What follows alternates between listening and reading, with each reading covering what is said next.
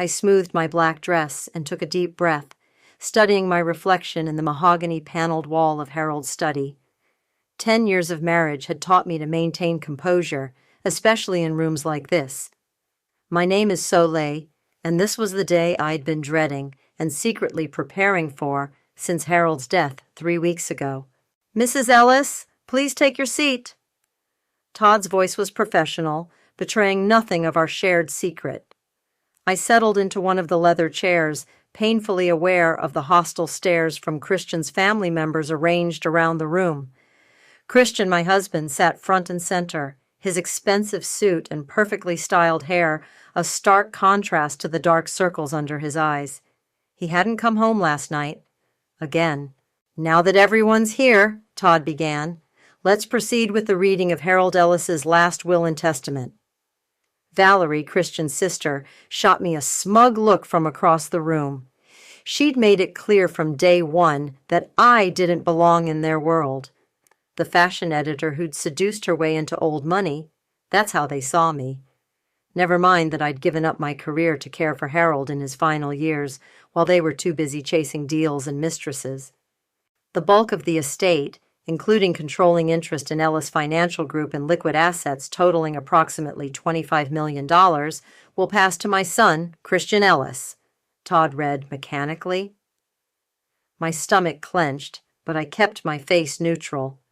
Christian's hand found mine, squeezing it painfully. To anyone watching, it might have looked like a gesture of comfort. "To my daughter-in-law, Soleil," Todd continued, his voice steady, "all outstanding debts registered in her name are to remain her sole responsibility." The room went silent. I could feel the collective satisfaction radiating from the Ellis family. Christian leaned close, his breath hot against my ear. "This is what you get for being disloyal," he whispered, his tone dripping with victory. I didn't flinch, couldn't flinch, not when I knew what was coming. "How much debt are we talking about?" Carson, Christian's younger brother, spoke up from his corner. He was the only one who looked concerned rather than gleeful. "According to our records," Todd shuffled some papers, "approximately $800,000. Valerie actually laughed. "Oh my. Living beyond your means, Soleil?" I finally spoke, my voice clear and steady. "Interesting, since I never took out any loans." "Are you suggesting someone else did?" Christian's tone was dangerous, but I held his gaze. "The will is clear," Valerie cut in. "Those debts are yours, honey. Maybe you should have thought about that before spending all that time nursing our father." "Is that what you think I was doing?" I asked softly. "While you were all too busy to visit him more than once a month?" "Watch yourself," Christian growled, but I was done watching myself. "Todd," I said clearly, "isn't there something else?" The lawyer stood slowly, producing another envelope from his briefcase. "Actually, yes, there is a matter of a more recent document." Christian's hand fell away from mine. "What document?" "A revised will," Todd replied, "executed and notarized 1 week before Mr. Ellis's death." The temperature in the room seemed to drop 20 degrees. Valerie stood up sharply. "That's impossible. We weren't notified." "That was by design," Todd interrupted, breaking his professional demeanor for the first time. "Mr. Ellis was quite specific about the timing of this revelation." Christian's face had gone pale. "What are you talking about?" Todd opened the envelope with deliberate care. "This document supersedes all previous versions, and it names one sole beneficiary." He paused, looking directly at me. "Soleil Ellis." The chaos that erupted was almost beautiful. Valerie screamed. Christian lunged for the document, but Todd wasn't finished. "Furthermore, I have a video recording of Mr. Ellis explaining his decision. Would anyone like to see it?" "Play it," I said quietly, watching my husband's face contort with rage. "I think it's time everyone heard what Harold had to say." Todd reached for his laptop, and I settled back in my chair. The game was finally beginning, and I had all the pieces in place. 10 years of manipulation and lies were about to come crashing down around the Ellis family, and I would savor every second of it. Harold's face filled the laptop screen, gaunt but clear-eyed, propped up in his hospital bed. Even through the video, his presence commanded attention. The room fell silent. "If you're watching this," he began, his voice stronger than it had been in months, "then the original will has been read.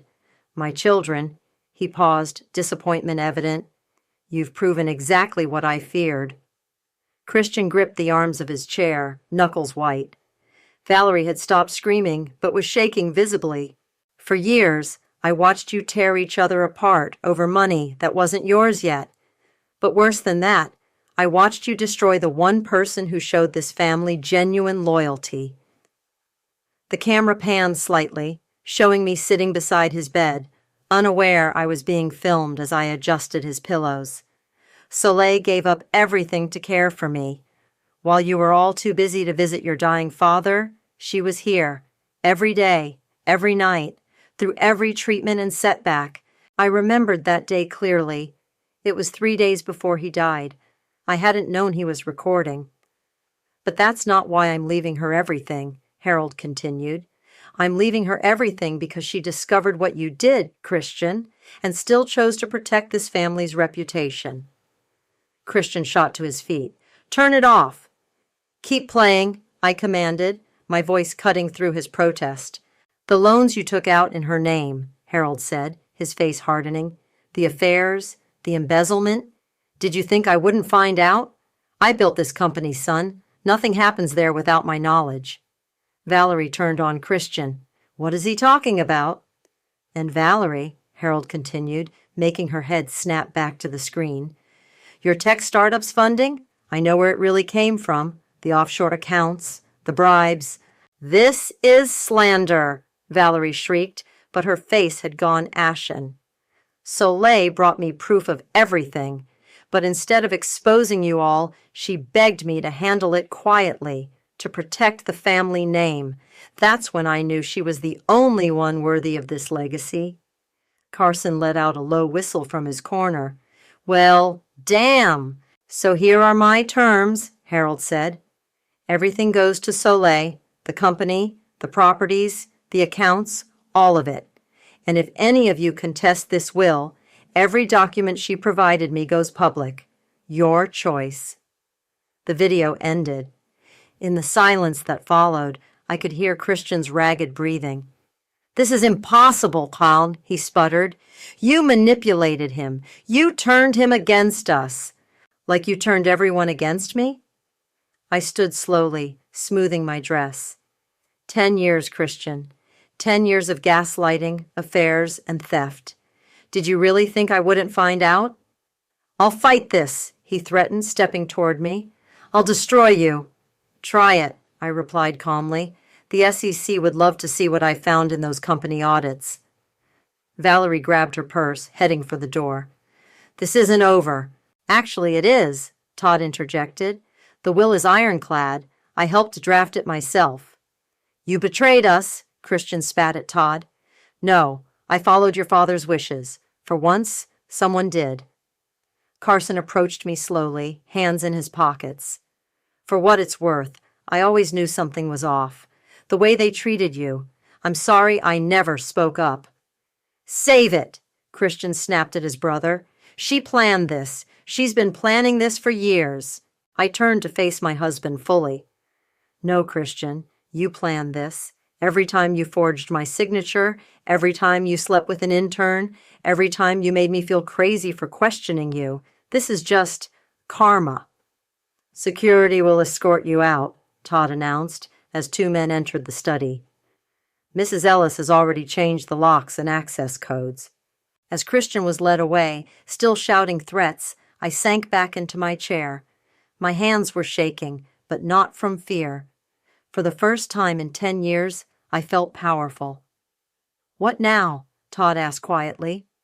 I pulled out my phone, scrolling to a familiar number. "Now I call Shanice. We have a company to restructure."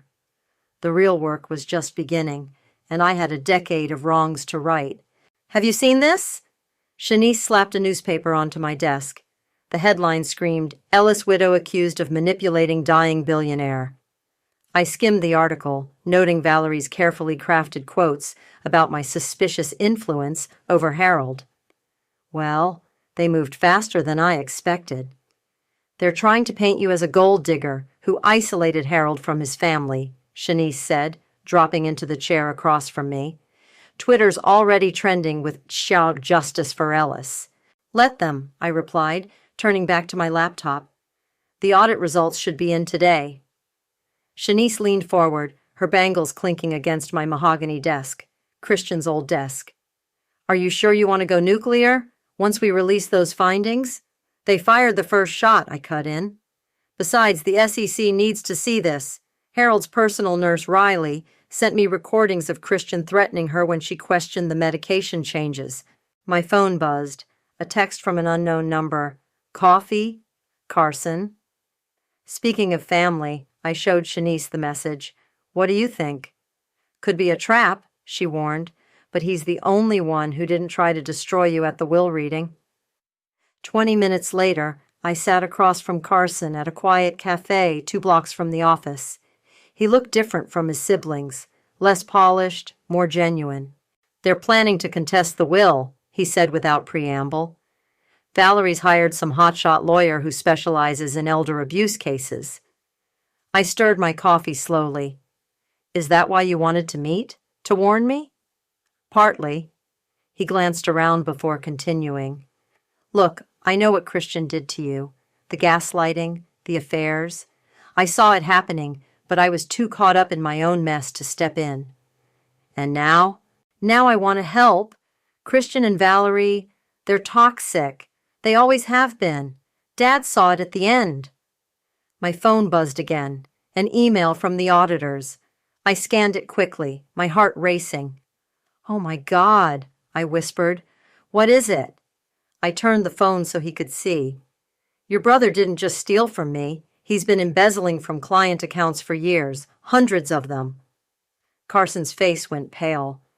That would destroy the company if it got out. It's going to get out, I said firmly. I'm not covering up his crimes. Soleil, he hesitated. Some of those clients are powerful people. This could get dangerous. More dangerous than being married to a sociopath who drugged his own father? Before he could respond, my phone rang. Riley's name flashed on the screen. Riley, what's wrong? Her voice was shaking. Christian just showed up at my apartment. He threatened to ruin my nursing career if I don't recant my statement about the medications. I was already standing, throwing cash on the table. Are you safe? Yes, I recorded everything. But Soleil, he's unraveling. He said he'd make you regret the day you met him. Send me the recording, I instructed, and pack a bag. You're staying at my place tonight. Carson followed me out of the cafe. Let me help. I can get you proof of other things. Deals they made, people they hurt. I studied him carefully. Why should I trust you? Because I'm tired of being complicit in their destruction, he said simply. And because I think you're exactly what this family needed. My phone buzzed one more time. A message from an investigative reporter. Source says Christian Ellis hiding bigger scandal than debt. Meeting? I showed Carson the message. Still want to help? Because this is about to get very messy. He nodded firmly. I'm in. Good, I replied, already dialing Shanice. Because I'm going to need allies for what comes next. As we walked back to the office, I could feel the weight of what was coming. The audit findings, Riley's recordings, the reporter's source. All the pieces were falling into place, and soon Christian and Valerie would learn exactly what happens when you underestimate someone for too long. The war they started, I was going to finish it, and this time I had truth on my side. The young woman sitting across from me in the hotel lobby looked nothing like her polished LinkedIn profile. Ariel Chapman, Christian's former intern and current mistress, nervously twisted a paper napkin in her hands. He'll kill me if he knows I'm here, she whispered. He won't know, I assured her, sliding a manila envelope across the table. Unless you want him to. She opened it slowly, her eyes widening at the bank statement inside. This is More money than he ever promised you, I finished, in exchange for everything you have on him. Emails, texts, recordings, all of it. Why aren't you angry? She asked suddenly. I slept with your husband. I leaned back, studying her. Because you're not the first, or the last. You're just the one who can help me stop him. Her hands shook as she pulled out her phone. He made me help him move money. Client accounts. He said it was legal, but... She pulled up an email chain, showing me the screen. Forward everything to this address, I said, handing her a card. Then disappear for a while. The spa resort listed on the back is expecting you. All expenses paid. Why are you helping me? Because you're another victim, Ariel, and I'm done watching him create victims. Back at the office, Shanice was waiting with Carson and Todd. The conference room table was covered in documents. Ariel came through, I announced, forwarding the emails to Todd. How's the board meeting prep going? Everything's set for tomorrow, Shanice confirmed. Christian has no idea you've called an emergency session. The evidence is overwhelming, Todd added, scanning the new emails. Embezzlement, fraud, sexual harassment. He's looking at serious prison time. My phone lit up with a text from Riley. V just tried to access H's medical records. Hospital blocked her. Valerie's getting desperate, Carson noted, reading over my shoulder. She knows she's next. Good, I replied, pulling up a presentation on the screen. Because this is what the board's seeing tomorrow.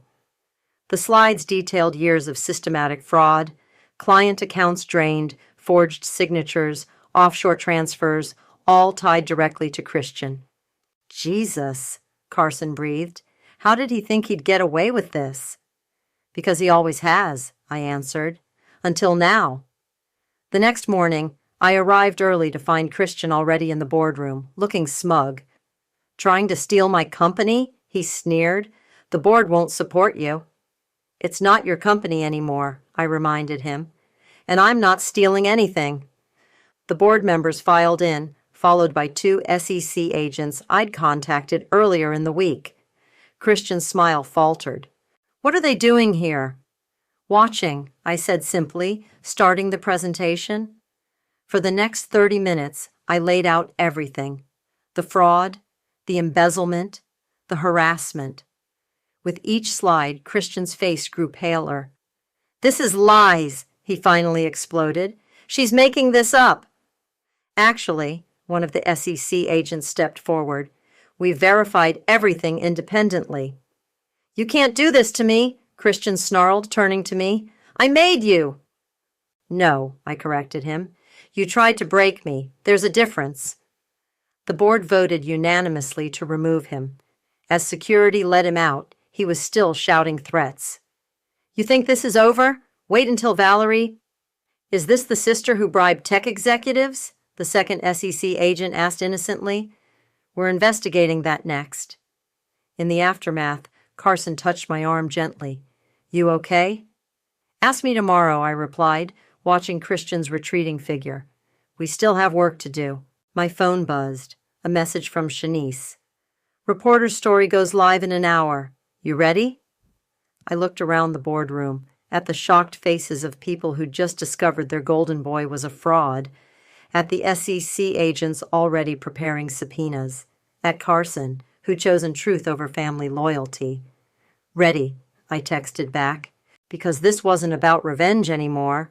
It was about justice, for every person Christian had hurt, for every life he'd tried to destroy, for Harold, who'd seen the truth too late, and for me, the woman who'd finally stopped being afraid. The merger's dead. Shanice burst into my office, tablet in hand. 3 major investors just pulled out. They're citing leadership instability and ethical concerns. I stared at the email chain she showed me. The merger I'd spent weeks negotiating, gone. Just like that. Valerie, I said, the name bitter on my tongue. She's been calling investors. It gets worse. Shanice swiped to another screen. There's talk of an emergency board vote to remove you. My phone rang. Carson. Turn on CNBC, he said without greeting. There was Valerie, perfectly coiffed in a designer's suit, playing the grieving daughter role to perfection. "Our family company has been hijacked," she was saying, tears glistening. "This woman isolated our father, manipulated him, and now she's destroying his legacy. The shareholders deserve better." "Mute that," I told Shanice, already dialing Todd. "Get me everything we have on Valerie's tech startup now." "Already on it," he replied. "But Soleil, she's got the old guard rallying behind her, board members who've known her since she was a kid." "Then they should know better," I snapped, pulling up my own files. "Remember that offshore account trace we found?" A knock at my door made me look up. A man I'd never seen before stood there, looking uncomfortable in an expensive suit. "Can I help you?" "I'm Liam," he said quietly. "Valerie's husband." Shanice moved protectively closer to my desk, but I waved her back. "Come in." He closed the door carefully. "You're not the only one she's burned." "Explain." "The tech startup? She stole the initial code from a developer she was sleeping with. Then she used company money to pay him off." He pulled out a USB drive. "I have proof."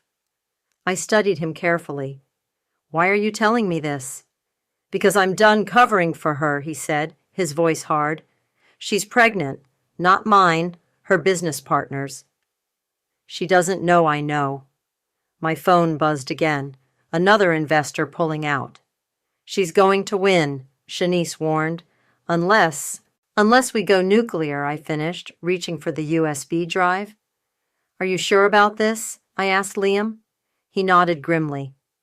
"Do it." I connected the drive to my laptop. Documents, photos, emails. Everything we needed to prove Valerie's startup was built on theft and fraud. "Get Todd," I told Shanice, "and call that CNBC reporter back." "Wait," Liam interrupted. "There's more. The offshore account? It wasn't just for bribes. She's been laundering money for years, for people you don't want to cross." "Too late," I replied, already composing an email to the board. "She crossed me first." Within an hour, the story broke.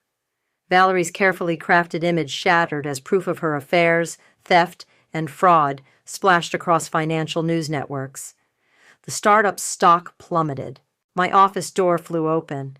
Valerie stood there, mascara streaking down her face. "You bitch!" she seethed. "You've ruined everything." "No," I corrected her, standing slowly. "You did that yourself. I just exposed it." "You think you're so clever?" she spat. "You have no idea what's coming. The people I work with—" "The money launderers?" I interrupted. "Already contacted the FBI about them. You might want to lawyer up." She went pale. "How did you—" "Your husband told me everything," I said softly. "Apparently, I'm not the only one tired of lies." Her eyes darted to the photos on my screen, her and her business partner in intimate moments. "Liam?"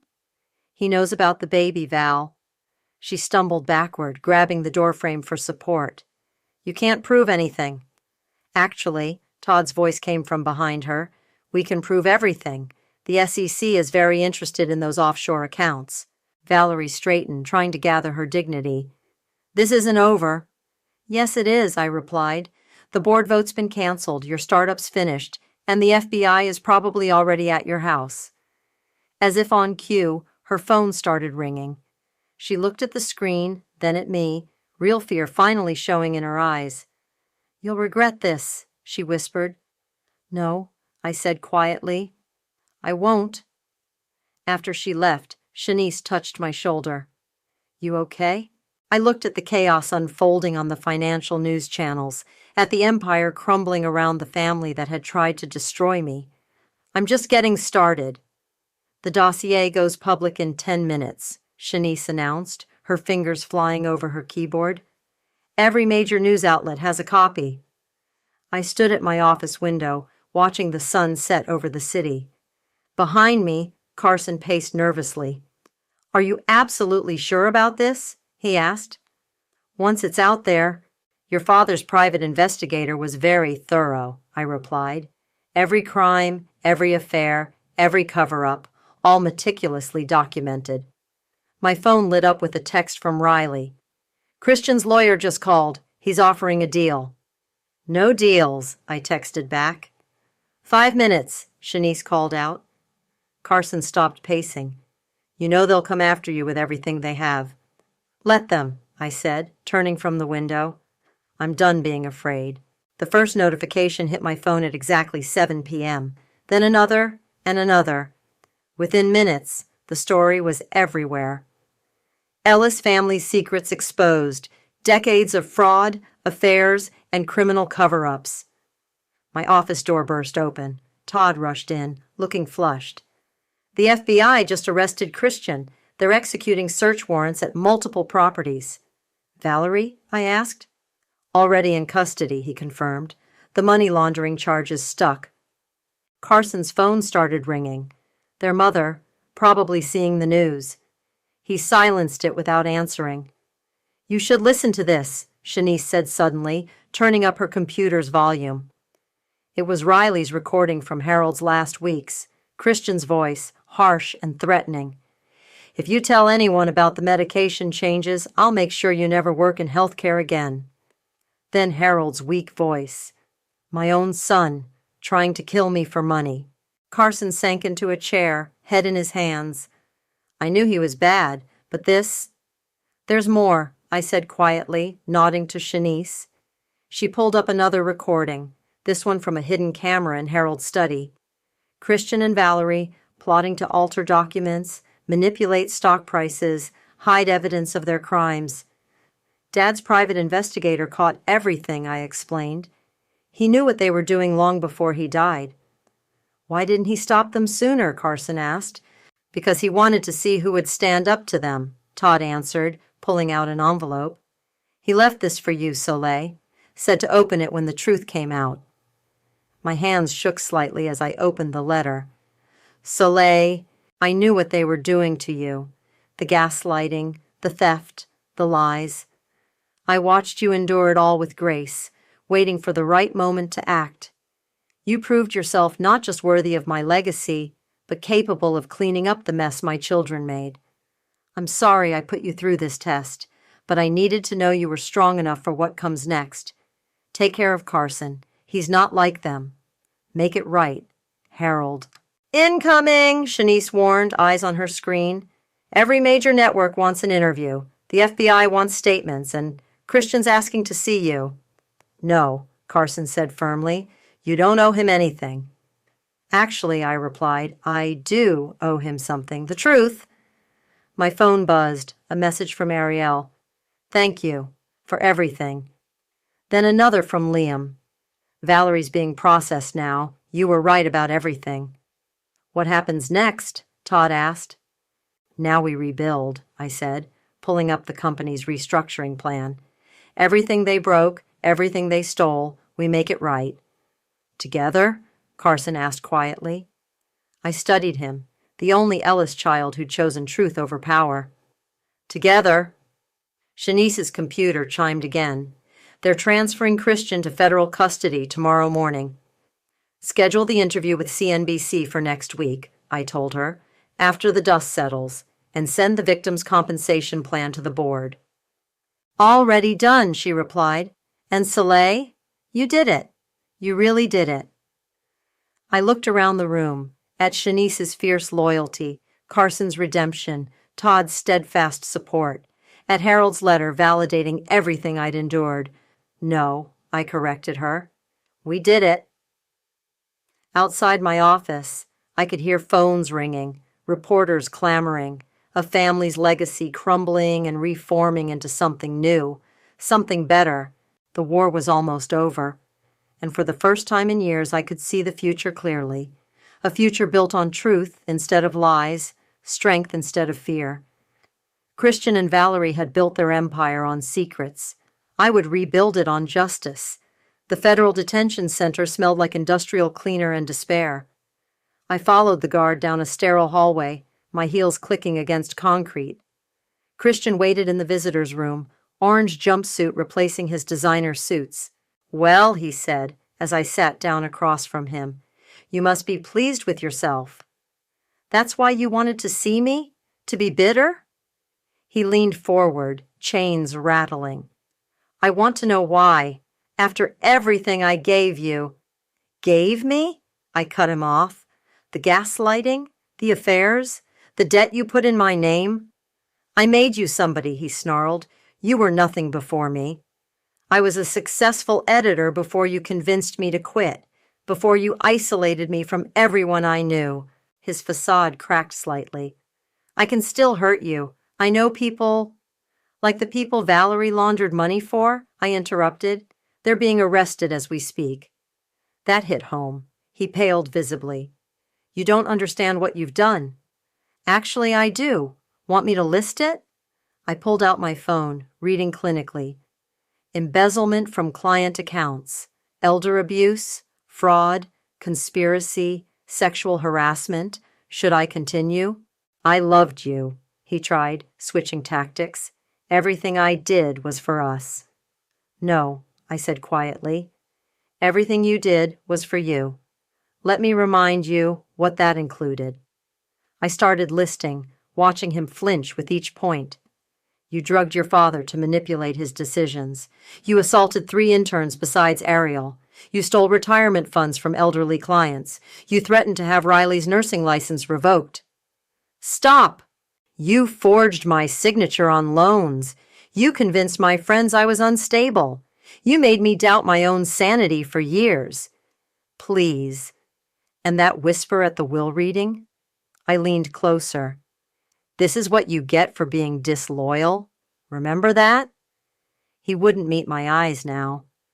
Well, this is what you get for underestimating a loyal wife, one who spent years gathering evidence while you thought she was broken. What do you want? He whispered.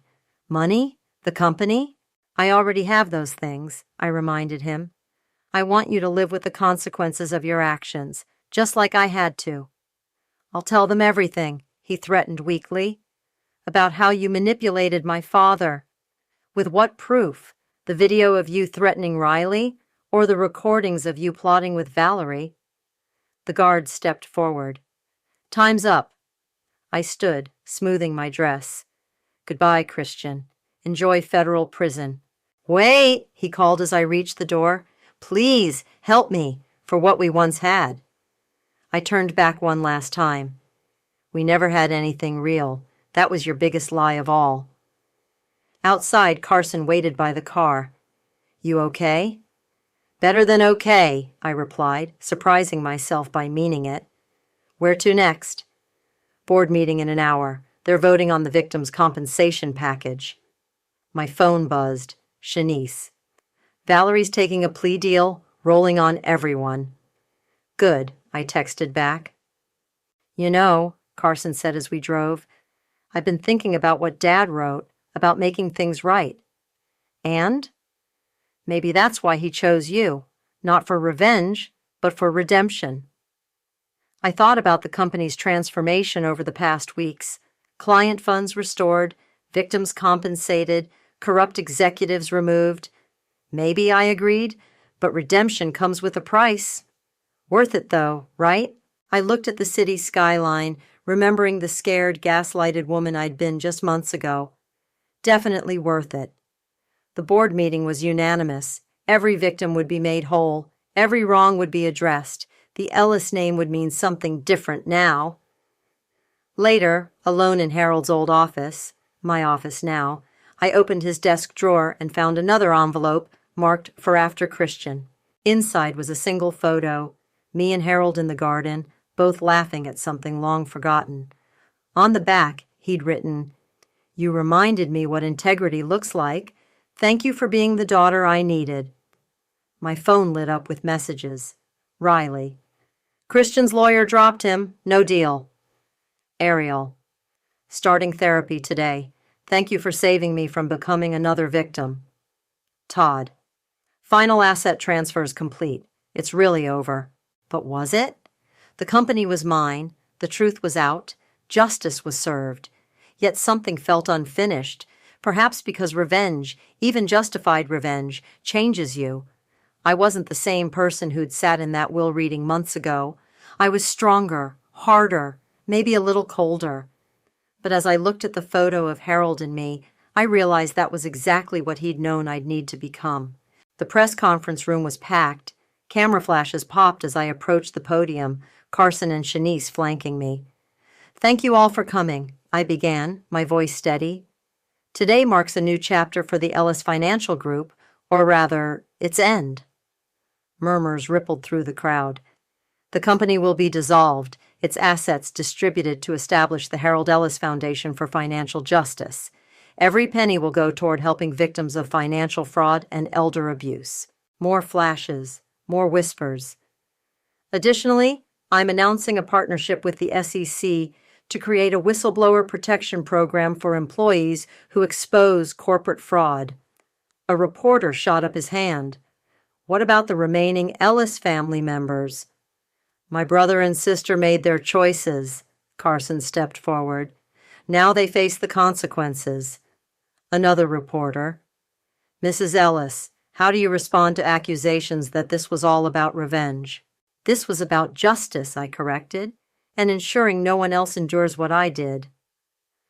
Back in my office after the conference, Shanice handed me a tablet. "Christian sentencing is set for next week, 15 years minimum." "Valerie?" I asked. 10 years, plus full restitution to her startup's investors."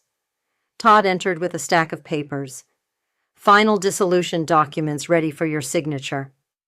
I picked up the pen Harold had always used for important contracts. "You know what's ironic? Christian always said I'd be nothing without him. Turns out he was right, just not the way he meant."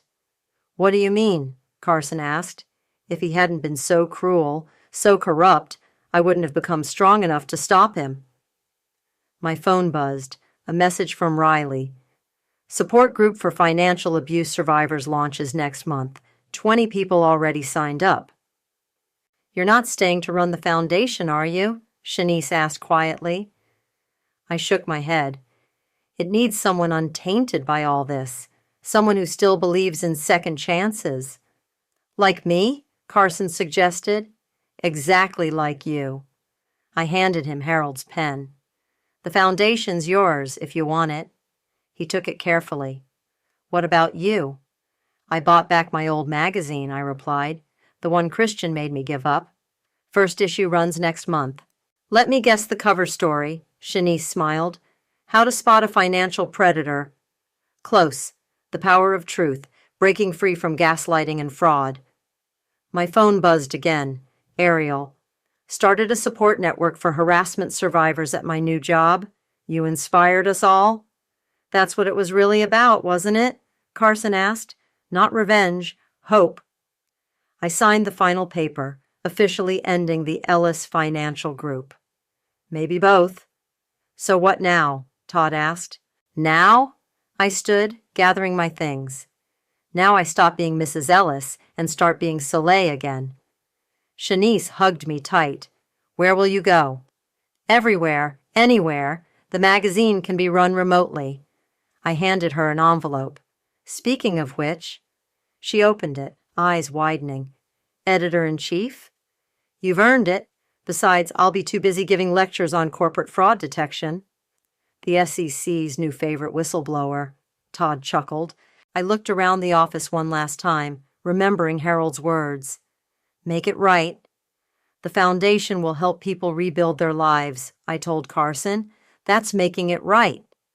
"And the magazine?" Shanice asked. "Will help them tell their stories, because silence is what predators count on." My car was waiting outside. The driver loaded my bags as I said final goodbyes. "You'll keep in touch?" Carson asked. "Of course. Someone has to keep you honest," I teased. Shanice wiped her eyes. "Show them all who you really are." "I already did," I replied. "That's what scared them most." As the car pulled away, I looked back at the building where I'd lost everything and found myself. My phone lit up one last time, a delayed email from Harold. "Soleil, power isn't in what you take. It's in what you build from the ashes of what burned you. Build something beautiful. H." I smiled, watching the city skyline recede. The woman who'd entered that will reading months ago had died there, reborn in truth and strength. Christian had tried to make me nothing. Instead, he'd made me unstoppable, and that was the greatest revenge of all.